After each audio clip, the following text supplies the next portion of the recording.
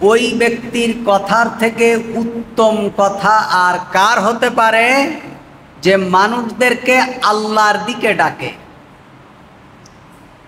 যে মানুষদেরকে আল্লাহর দিকে ডাকে সেই ব্যক্তির কথার থেকে আর উত্তম কথা কার হতে পারে?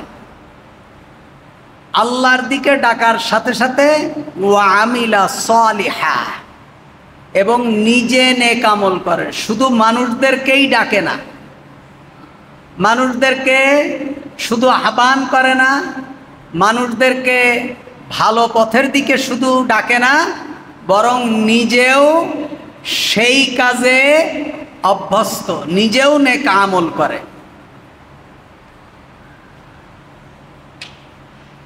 মূলত প্রত্যেকটা নবী আল্লাহ সুবহানাহু ওয়া তাআলা যখন কোনো জমিনের ভিতরে ফাসাদ হয়েছে, যখন কোনো জমিনের ভিতরে মানুষ যখন কুফর শিরকের দিকে ধাবিত হয়েছে, মানুষ যখন তার স্রষ্টাকে ভুলে গিয়েছে, তখন সেই জমিনকে উর্বর করার জন্য আল্লাহ সুবহানাহু ওয়া তাআলা নবুয়ত দিয়ে দুনিয়াতে নবী এবং রসুল পাঠিয়েছেন। নবী এবং রসুলদের কাজ ছিল মানুষদেরকে আল্লাহর দিকে ডাকা, মানুষদেরকে আল্লাহর পথে আহ্বান করা। আল্লাহর দিকে ডাকবে কি দিয়ে? উদউ ইলা সাবিলি রব্বিকা বিল হিকমাতি ওয়াল মাউইজাতিল হাসানা। মানুষদেরকে আল্লাহর দিকে ডাকবে হিকমত, হিকমত দিয়ে। হিকমত মানে কি? জ্ঞান। হিকমত মানে কৌশল নয়। আমরা কৌশল অবলম্বনের কথা বলি। কৌশল মানে কি?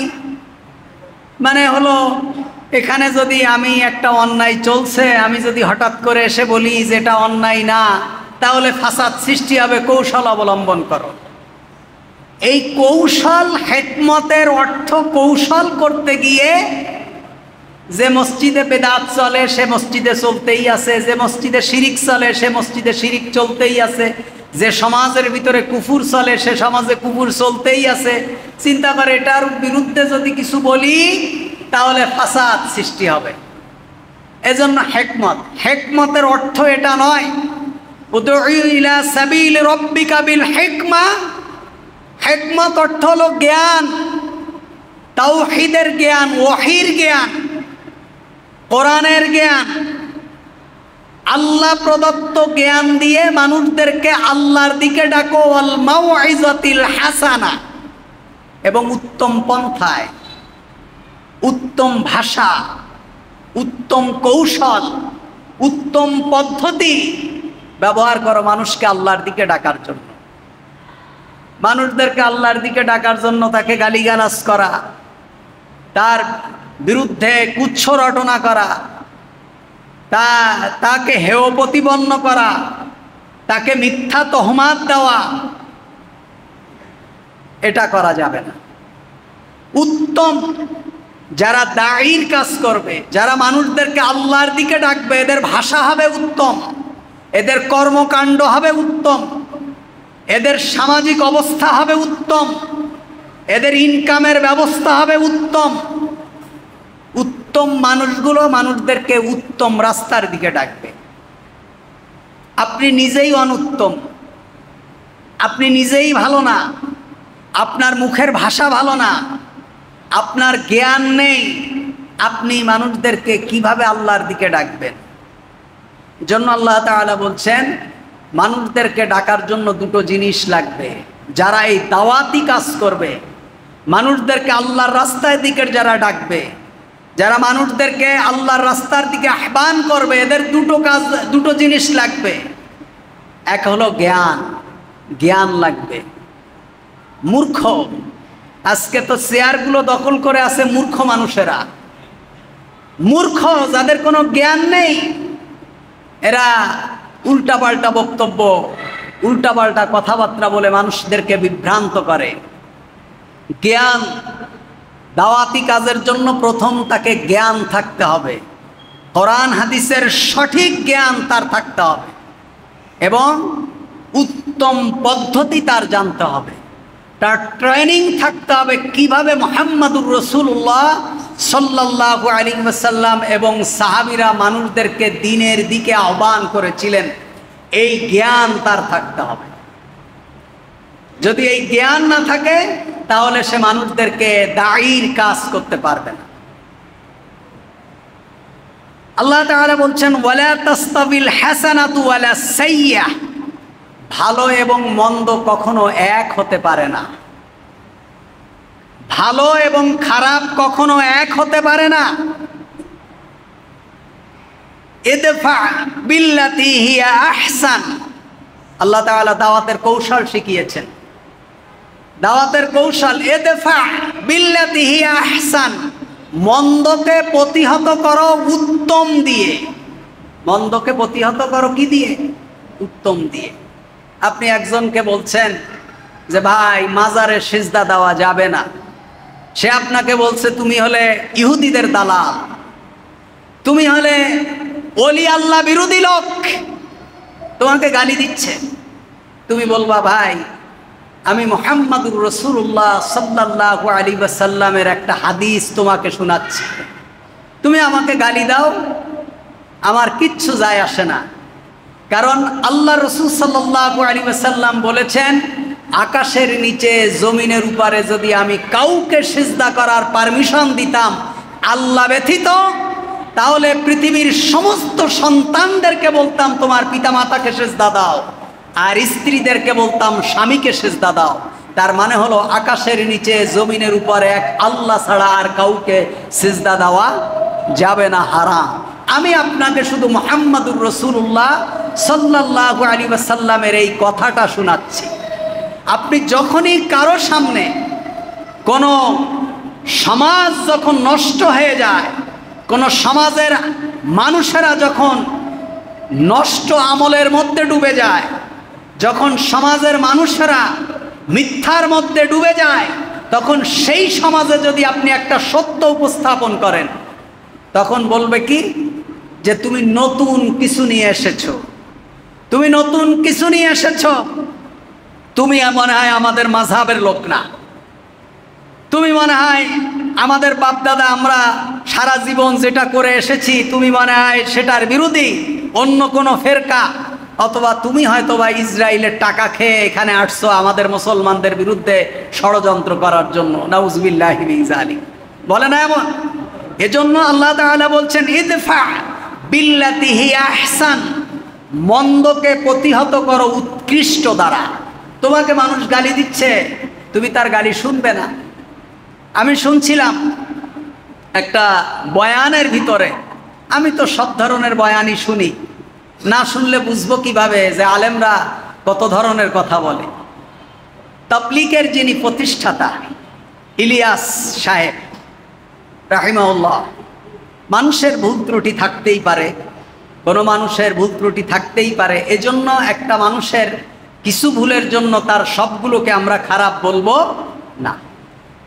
ওনাকে যখন ফেলে দেওয়া হলো এই তাবলীগের কাজ শুরু করার কারণে, ওনার গায়ে পাথর মারলো, মানুষ দূর দূর করে তাড়িয়ে দিল তাকে। তখন উনি নাকি বলেছিলেন হাঁটছিলেন, তা লোকজন ওনাকে জিজ্ঞেস করলো আপনি হাসেন কেন, পাথরের আঘাত খেয়ে? বলছে আমার মনে হলো আমি যেন একটা সুন্নাহ আদায় করছি। মুহাম্মাদুর রাসূলুল্লাহ সাল্লাল্লাহু আলাইহি সাল্লাম যখন এই কালিমার দাওয়াত দিয়েছিলেন, মুহাম্মদ সাল্লাল্লাহু আলাইহি সাল্লামকেও কি করেছিলেন? পাথরের আঘাত, পাথর মারা হয়েছিল।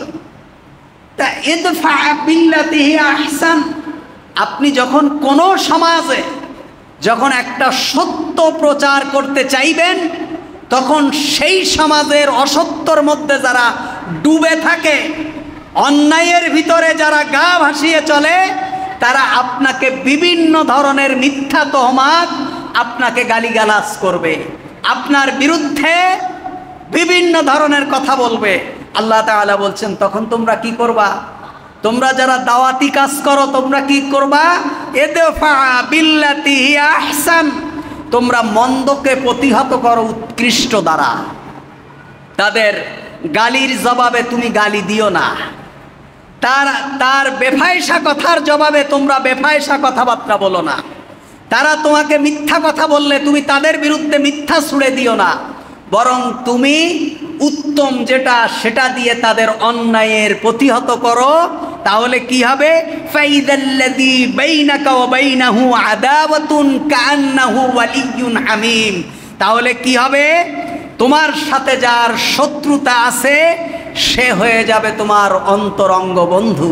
সুবহানাল্লাহ, কি চমৎকার দাওয়াতের পদ্ধতি!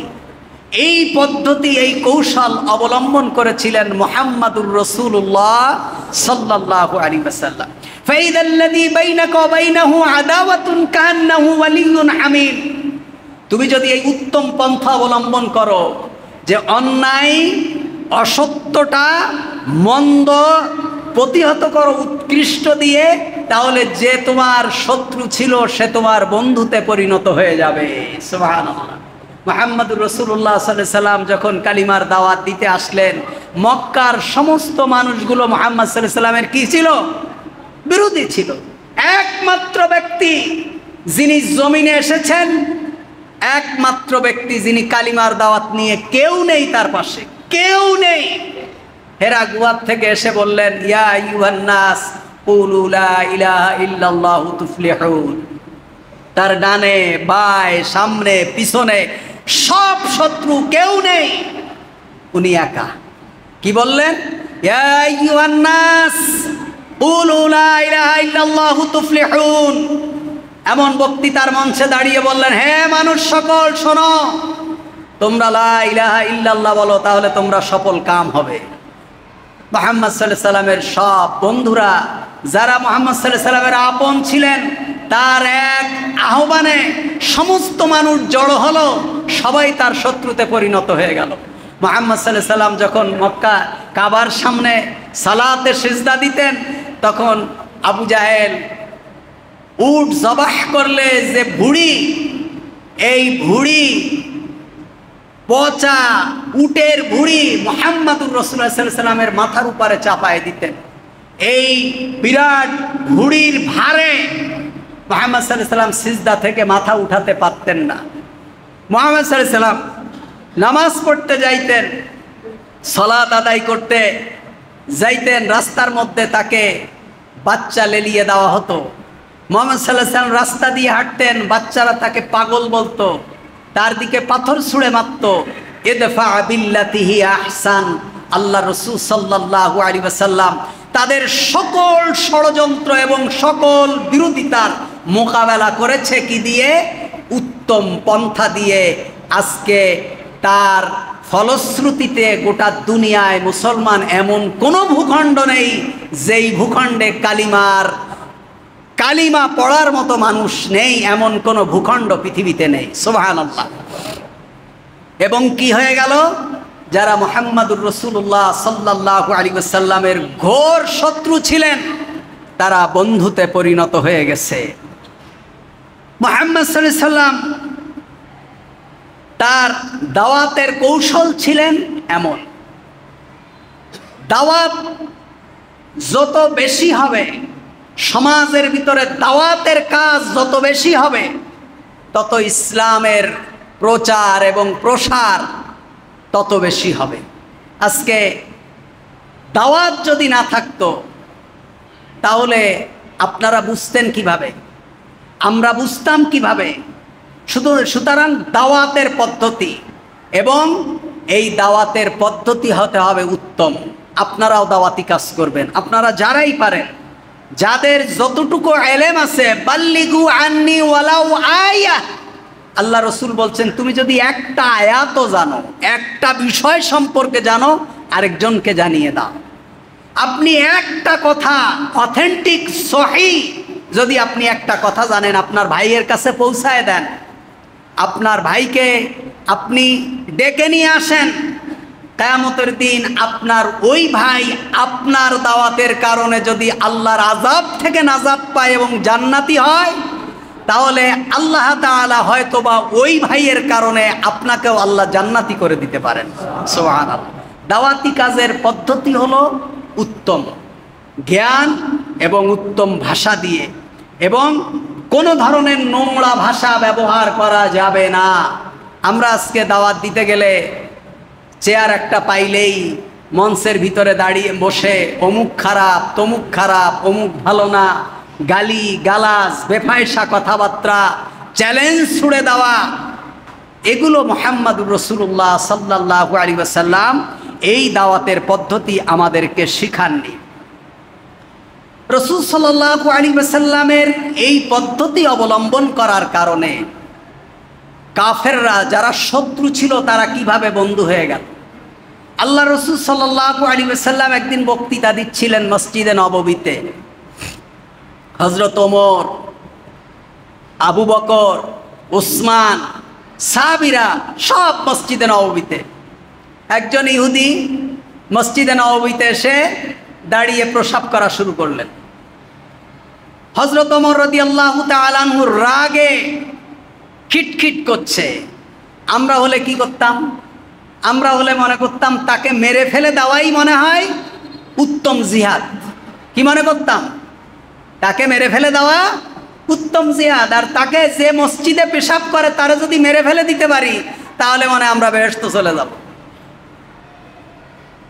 আল্লাহ রাসূল সাল্লাল্লাহু আলাইহি ওয়াসাল্লাম দেখলেন হযরত ওমর রাগে একেবারে খিটখিট করছে। হযরত ওমর বলছে, ইয়া রাসূলুল্লাহ সাল্লাল্লাহু আলাইহি ওয়াসাল্লাম, আপনি একটু অনুমতি দেন, আমি তার গর্দানটাকে দ্বিখণ্ডিত করে দেই।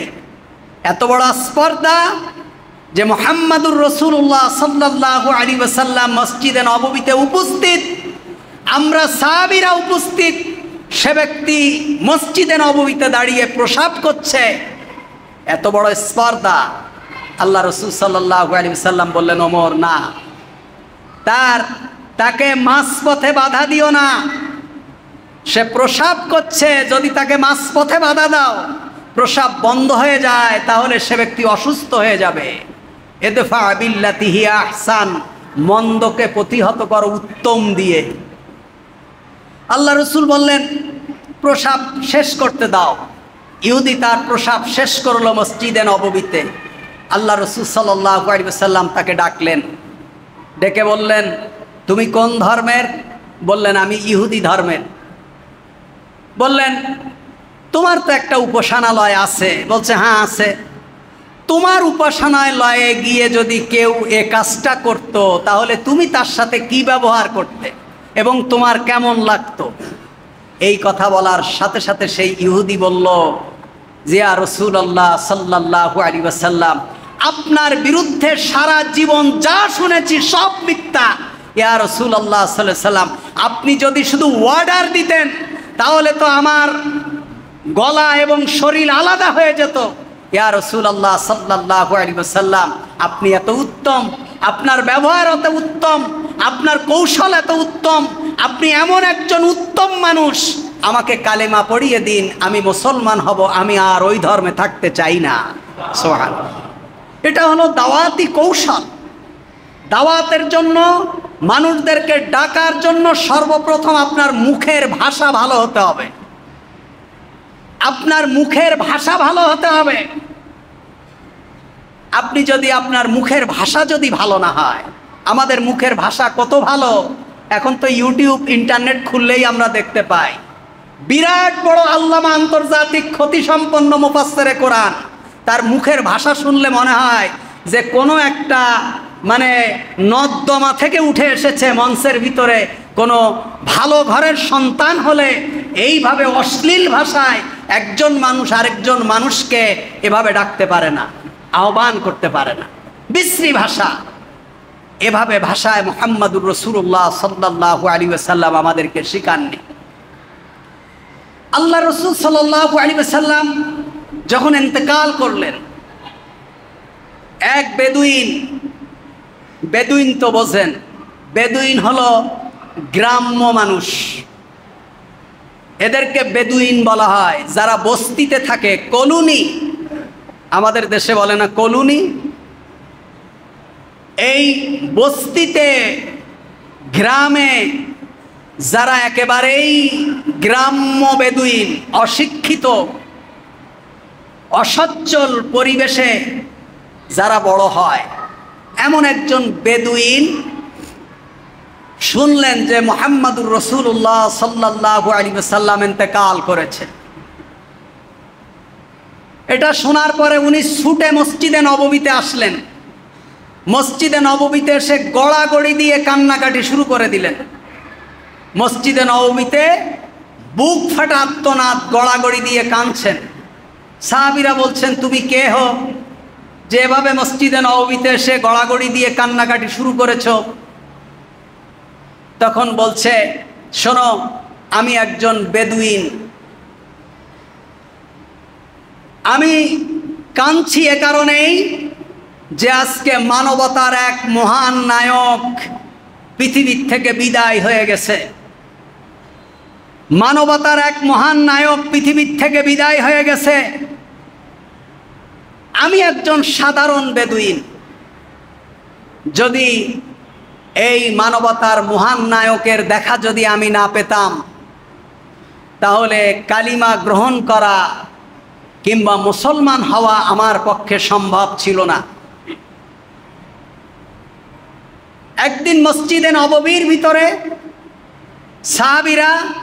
সাহাবীদের উপস্থিতিতে মুহাম্মাদুর রাসূলুল্লাহ সাল্লাল্লাহু আলাইহি ওয়াসাল্লাম সাহাবীদের সামনে খুতবা দিচ্ছিলেন, ওয়াজ করছিলেন। আমি বেদুইন, মুহাম্মদ সাল্লাল্লাহু আলাইহি ওয়াসাল্লামের কথা শুনে এই মসজিদে নববীতে আসলাম। তার বয়ান শুনছিলাম, তার খুতবা শুনছিলাম। আমার খুব ভালোই লাগছিল। কিন্তু বয়ান শুনতে শুনতে আমার প্রসাব লেগে গেল। আমি কি করব? চিন্তা করলাম, বয়ান বাদ দিয়ে আমি যদি বাইরে প্রসাব করতে যাই তাহলে তো আমি বয়ান থেকে মাহরুম হয়ে যাব। আমি মসজিদে নববীর এক কোনায় প্রসাব করলাম। সাহাবীরা সবাই তাকিয়ে তাকিয়ে দেখলো মুহাম্মাদুর রাসূলুল্লাহ সাল্লাল্লাহু আলাইহি ওয়াসাল্লাম আমাকে কিছুই বললেন না। আমি প্রসাব করে এসে আবার বয়ান শুনতে বসে গেলাম। রাসূল সাল্লাল্লাহু আলাইহি ওয়াসাল্লাম তার বক্তব্য শেষ করলেন। শেষ করে তিনি সাহাবীদেরকে বললেন, কিছু পানি নিয়ে আসো। আমি পানি নিয়ে আসলাম। আল্লাহ রাসূল সাল্লাল্লাহু আলাইহি ওয়াসাল্লাম নিজ হাতে ঝাঁটা নিলেন, পানি দিয়ে প্রসাবের উপর পানি ঢেলে তিনি সেই মসজিদে নববীর থেকে প্রসাবটা পরিষ্কার করলেন। সেই দিন আমি মুহাম্মাদুর রাসূলুল্লাহ সাল্লাল্লাহু আলাইহি ওয়াসাল্লামের এই উদারতা এবং তার এই ভালোবাসা এবং তার এই মহানুভবতা দেখে আমি সেদিন কালিমা পড়ে মুসলমান হয়েছিলাম। তাই আমি আজ বেদুইন মুসলমান।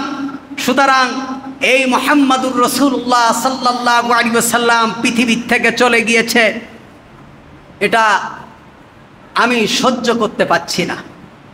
মুহাম্মাদুর রাসূলুল্লাহ সাল্লাল্লাহু আলাইহি ওয়াসাল্লাম আমাদেরকে মানবতা শিখিয়েছেন। পৃথিবীর সবথেকে বড় মানবতার উদাহরণ মুহাম্মাদুর রাসূলুল্লাহ সাল্লাল্লাহু আলাইহি ওয়াসাল্লাম। আজকে কাফেরেরা, আজকে সেকুলার, আজকে ধর্মনিরপেক্ষতা, আজকে নারীবাদীরা, আজকে সমাজের নিকৃষ্ট কীট, সুদখোর, হারামখোর, মদদীরা মুসলমানদেরকে মানবতা শিখাতে চায়। তোমরা আমাদেরকে কি মানবতা শিখাবা? তোমাদের কাছে যদি মানবতার মোয়া থাকতো, এই বাংলাদেশের 18 কোটি জনগণের কষ্টার্জিত সম্পদ ব্যাংক লুণ্ঠন করে, শেয়ার বাজার লুণ্ঠন করে, বিভিন্ন প্রতিষ্ঠান লুণ্ঠন করে, সম্পদকে গুদামজাত করে, মানুষের দ্রব্যমূল্য ক্রয় ক্ষমতার বাইরে গিয়ে মানুষকে শোষণ করে, তোমরা মানুষদেরকে মানবতা শিখাও। মানবতার সবথেকে উৎকৃষ্ট নমুনা হলো মুহাম্মাদুর রাসূলুল্লাহ সাল্লাল্লাহু আলাইহি ওয়াসাল্লাম। এ কারণে আল্লাহ তাআলা বলেছেন, লাকাদ কানা লাকুম ফি রাসূলিল্লাহি উসওয়াতুন হাসানাহ। কিয়ামত পর্যন্ত গোটা মানব গোষ্ঠীর জন্য চরিত্রের মডেল হলো মুহাম্মাদুর রাসূলুল্লাহ সাল্লাল্লাহু আলাইহি ওয়াসাল্লাম। এমন কোনো দিক নেই যেদিকে মুহাম্মাদুর রাসূলুল্লাহ সাল্লাল্লাহু আলাইহি ওয়াসাল্লামের নমুনা নেই। মুহাম্মাদুর রাসূলুল্লাহ সাল্লাল্লাহু আলাইহি ওয়াসাল্লামের যেখানে মুহাম্মদ সাল্লাল্লাহু আলাইহি ওয়াসাল্লাম আমাদেরকে শিক্ষা দেননি এমন কোনো দিক আমাদের নেই।